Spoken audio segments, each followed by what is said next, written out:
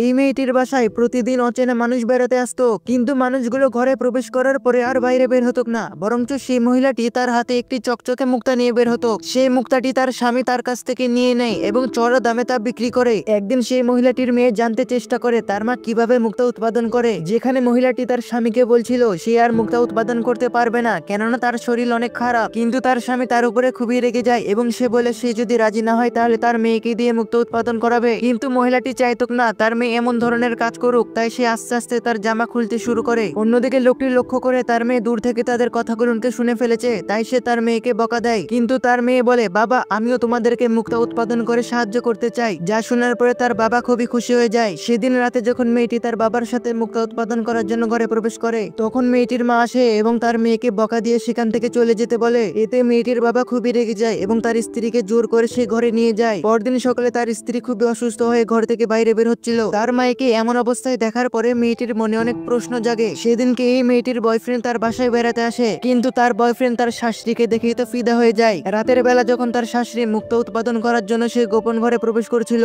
তখন ছেলেটি লুকিয়ে লুকিয়ে তার শাশুড়িকে দেখে। ছেলেটির শ্বশুর আসে এবং বলে, তুমি কি তোমার শাশুড়ির কাছে যেতে চাও? তাহলে যাও। এরপরে সেই ছেলেটিও সেই গোপন ঘরে প্রবেশ করে। নেক্সট পার্টের জন্য সাবস্ক্রাইব।